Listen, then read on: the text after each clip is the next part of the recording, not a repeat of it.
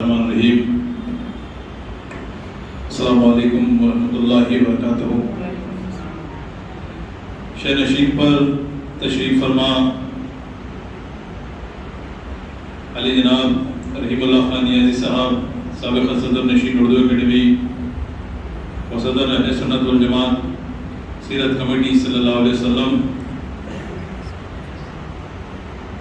General secretary مجلس فیضان مصطفیٰ جناب حسین زبیر نقشبندی صاحب قبلہ، جناب رفعت علی خطیب صاحب، محمد شوکت حسین صاحب، غلام سرور صاحب، حاضرین جلسہ، بزرگان ملت اسلامیہ، آج کا یہ جلسہ جلسے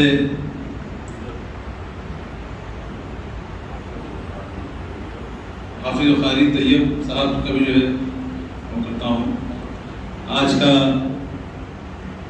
تعزیتی جلسہ ہے اور یہ تعزیتی جلسہ اس عظیم شخصیت کا ہے، اس عظیم ہستی کا ہے جس نے 60 برس امامت کی اور 53 برس مکہ مسجد میں آپ امام رہے اور 7 برس ملک پیٹ کی آسمان گڑھ کی مسجد میں آپ نے امامت کی۔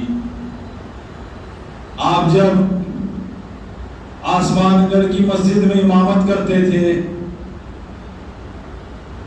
تو میر عثمان علی خان بہادر سمت نظام آف حیدرآباد ایک بار آپ کی امامت میں نماز ادا کرنے آئے اور آپ کی نماز کا انداز کو دیکھا اور آپ کی آواز کو سن کر اعلیٰ حضرت عثمان علی خان بہادر صاحب نے کہا کہ اس بچے کی ضرورت مکہ مسجد میں ہے، مکہ مسجد میں اس لڑکے کی آواز گونجنی ہوگی کیونکہ ان کی آواز میں وہ تڑپ ہے۔ اللہ نے عثمان نقشبندی صاحب قبلہ کی آواز میں وہ تڑپ بھی تھی، وہ للکار بھی تھی، وہ بیداری کی کیفیت دی تھی کہ ہم کو یاد ہے کہ مکہ مسجد میں جب امام صاحب کی آواز گرجتی اور چار مینار و مکہ مسجد کی فصیلوں سے ٹکراتی تو دور دراز کے بے نمازی نماز کی طرف راغب ہوتے اور نماز پڑھنے کھینچے چلے آتے۔ یہ میں نہیں بلکہ ہزاروں کی تعداد میں لوگوں نے کہا کہ عثمان صاحب کی نماز و آواز کو سنتے تو جہاں تک آواز جاتی وہاں تک لوگ اپنی تجارت کو چھوڑ کر، پنڈیوں کو چھوڑ کر، دکانوں کو چھوڑ کر نماز پڑھنے کے لیے مکہ مسجد کی طرف آتے۔ یا اللہ نے ان کی آواز میں ایسی کیفیت کو عطا کیا۔ یقیناً امام صاحب کے خدمات ہم بھلا نہیں سکتے۔ مجھ کو وہ بھی یاد ہے کہ مکہ مسجد میں جب سیاح آتے، جب سیاح دعوت نظارہ دیکھنے کے لیے چار مینار و مکہ مسجد کو آتے اور امام صاحب کی نماز چلتی اور آواز کو سنتے تو کھڑے ہو جاتے تھے، آواز کو سننے کے لیے بے چین ہو کر کھڑے ہو جاتے اور انتظار کرتے کہ امام صاحب کب باہر آئیں گے۔ غیر مسلموں کی بات کر رہا ہوں، مسلم غیر مسلم غیر مذہب کے لوگوں کی بات کر رہا ہوں۔ کھڑے ہو جاتے اور امام صاحب جب واپس آتے تو ان کے ہاتھ چومنے آگے بڑھتے، ان سے بات کرنے کے لیے آگے بڑھتے اور ان کو اگر کچھ مسائل ہوتے تو ان کو سناتے کہ مولانا یہ ہمارا مسئلہ ہے، تو امام صاحب ان کے سر پہ ہاتھ رکھتے اور دعا کرتے اور ان لوگوں کا یہ کہنا تھا کہ امام مکہ مسجد فضیلت الشیخ کی زبان سے جو ان کے لیے دعا نکلتی وہ عرش سے ٹکراتی اور قبول ہو جاتی۔ یہ کیفیت تھی امام صاحب کی، کسی کو کبھی پیر کو ہاتھ لگانے نہیں دیتے، جو بھی مسئلہ تھا اللہ کی بارگاہ میں جو ہے سنانے کے لیے امام صاحب کہتے ہیں. جو 17 جون کو امام صاحب کا وصال ہوا، زبیر صاحب نقشبندی قبلہ نے مجھ کو فون کیا اور بتایا کہ ایسا جو ہے پردہ فرما گئے. تو یقین مانیے میں پریشان ہو گیا اور جو ہے ذہن کام کر نہیں رہا تھا یہ کیا ہو گیا. تو لوگ جب ملاقات ہوئی وصال کے بعد، جب تدفین کے بعد کئی لوگوں سے ملاقات ہوئی تو لوگوں کی یہ کیفیت تھی، لوگوں کا یہ کہنا تھا، لوگوں میں یہ غصہ تھا، یہ تکلیف تھی کہ اس نے کہا مجھ سے کہ بھائی مجھے ایسا لگ رہا ہے کہ آج ہم یتیم ہو گئے. امام صاحب کی شخصیت، امام صاحب کی جگہ ان لوگوں کے دلوں میں بام جیسی تھی، ایک سرپرست جیسی تھی. اس نے کہا ایسا لگا کہ آج ہم یتیم ہو گئے اور احساس یتیمی سے ہمارا دل پھٹ رہا ہے کہ امام صاحب کے تعلیمات کا کیا ہوگا. اب آگے ہم کو اسلام کون سکھائے گا، اسلام کی طرف اور جو ہے ہم کو کون جو ہے اسلام کو بتائے گا. یہ لوگوں کا کہنا تھا، ایک نہیں دو نہیں سو لوگوں کا یہ کہنا تھا. ہزاروں کی تعداد میں لوگوں نے غم کو منایا ان کے سانحے پر. اور امام صاحب کی مقبولیت اگر آپ کو دیکھنا تھا، امام صاحب کے چاہنے والوں کی تعداد کو اگر دیکھنا تھا تو وصال کے دن مکہ مسجد میں ایک ہزاروں کی تعداد میں جو ہے پبلک اور عوام امٹ پڑ چکی تھی. مکہ مسجد کے دروازے سے ہزاروں کی تعداد میں ریلے آ رہے تھے کہ ہمارے چاہنے والے کا آج انتقال ہو گیا، وصال کر گئے، پردہ فرما گئے اس دنیا سے. اتنا غم میں تھے کہ میں آپ کو بتا نہیں سکتا. اور امام صاحب کے آخری کلمات جو تھے، جو بدر میں آپ تھے، یہ اللہ والوں کی نشانی ہے اور یہ اللہ کی نشانی ہے کہ بدر میں تھے، وہاں پر بھی لوگوں سے مصافحہ کیا، محبت سے ملے، چھوٹوں کے سر پہ ہاتھ رکھا، بڑوں سے محبت سے بات کی. پھر وہاں سے نیوز چینل پہ جا کے اسلام کی تبلیغ کی بات کی اور اسلام کو پھیلانے کی بات کی. پھر وہاں سے گھر آئے اور سکون و آرام سے مسکراتے مسکراتے اس دنیا سے رخصت ہو گئے. یہ اللہ والوں کی نشانی ہے. آج دیکھیے امام صاحب جو کہتے تھے، مجھ کو وہ یاد آ رہا ہے، امام صاحب کہتے تھے کہ ہم کو کلمے کی طاقت کا اندازہ نہیں ہے کہ کلمہ کیا ہے. لا الہ الا اللہ محمد رسول اللہ 2 سے 3 سیکنڈ میں کہہ رہے ہیں، لیکن رسول اللہ صلی اللہ علیہ وسلم اپنے صحابہ کرام کو کلمے کا مطلب اور کلمے کی طاقت سمجھانے کے لیے 3.5 برس لگ گئے تھے صرف کلمے کی طاقت و کلمے کو سمجھانے کے لیے. کہ کلمہ کیا ہے. ایک صحابی رسول سرکار کے پاس آتے اور پوچھتے کہ یا رسول اللہ کہ کلمے کی طاقت کیا ہے، کلمے کی طاقت مجھ کو بتائیے. تو سرکار نے کہا کہ تم اگر سچے دل سے اور صدقہ دل سے لا الہ الا اللہ محمد رسول اللہ پڑھتے ہو تو کلمہ پڑھتے پڑھتے سمندر کو پار کر سکتے ہو. یہ کلمے کی طاقت ہے. یہ کلمہ لا الہ الا اللہ محمد رسول اللہ کی طاقت ہے. تو آج یقیناً عالم اسلام میں مسلمان آج مالا مال ہے، پیٹرول کی دولت سے مالا مال ہے، سونے کی دولت سے مالا مال ہے، لیکن ایک ایسی دولت ہے، ایسی جاگیر ہے ہمارے پاس جو سونے سے بھی اہم ہے، گولڈ سے بھی اہم ہے، پیٹرول سے بھی اہم ہے، محلات سے بھی اہم ہے، جاگیرات سے بھی اہم ہے اور ہیرے جواہرات سے بھی اہم ہے. تو وہ ہے کلمہ لا الہ الا اللہ محمد رسول اللہ جو سب سے اہم ہے. امام صاحب نے ہم کو سکھایا اور یہ سکھایا کہ اسلام تلوار کی نوک پر نہیں پھیلا، اسلام محبت سے پھیلا. اسلام اگر پھیلا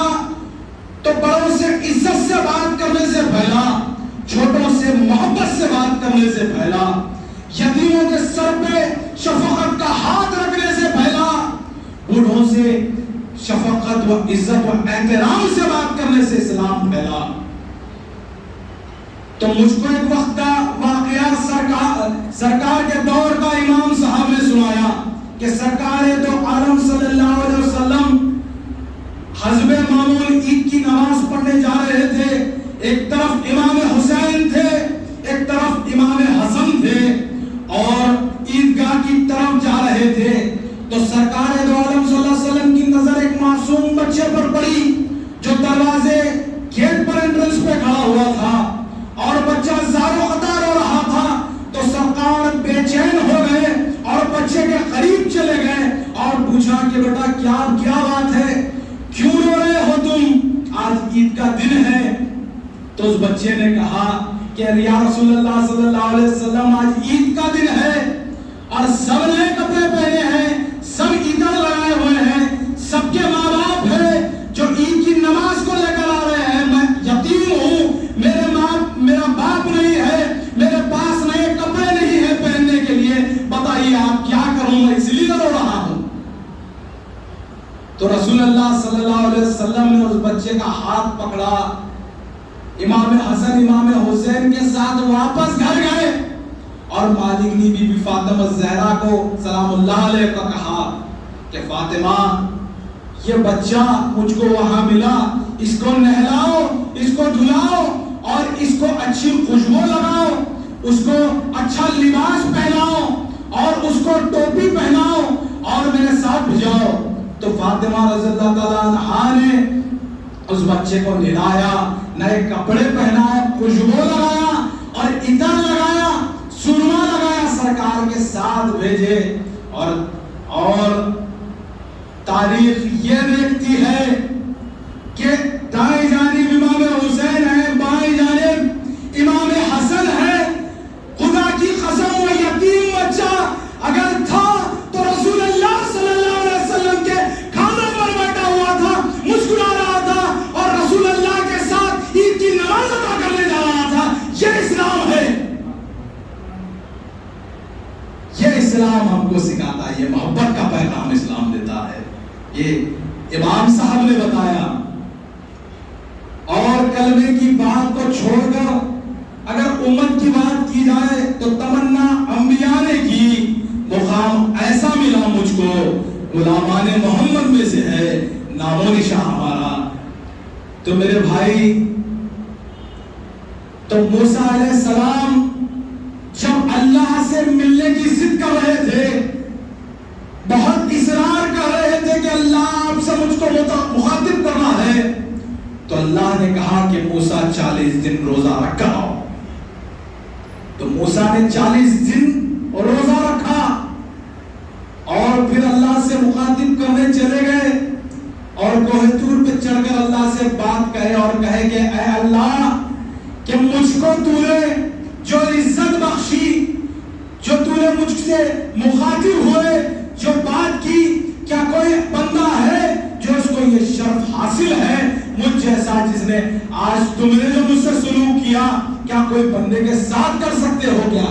تو اللہ نے فرمایا کہ دنیا کے آخر میں ایک امت آئے گی، امت محمدیہ، رسول اللہ صلی اللہ علیہ وسلم، محمد مصطفیٰ کی امت، تم جیسا مجھ سے مخاطب ہو وہ مجھ سے ویسا مخاطب کرے گی اور مجھ سے ویسا تعلق بنائے گی. صرف اس کا اختیار ہے کہ مجھ سے ایسے مخاطب کر سکے.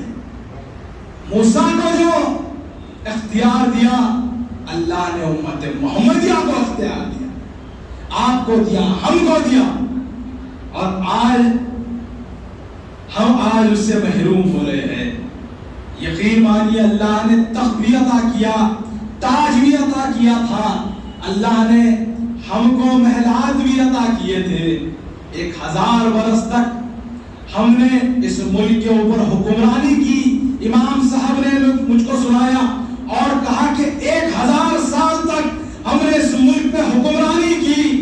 اس ملک میں ہمارے عظمت کے نشان و نقوش تھے، لیکن بابر سے لے کر اکبر ہو یا ہمایوں ہو یا اورنگزیب رحمت اللہ علیہ ہو یا قطب شاہیوں کی حکومت ہو یا مغلوں کی حکومت ہو یا ٹیپو سلطان کی حکومت ہو،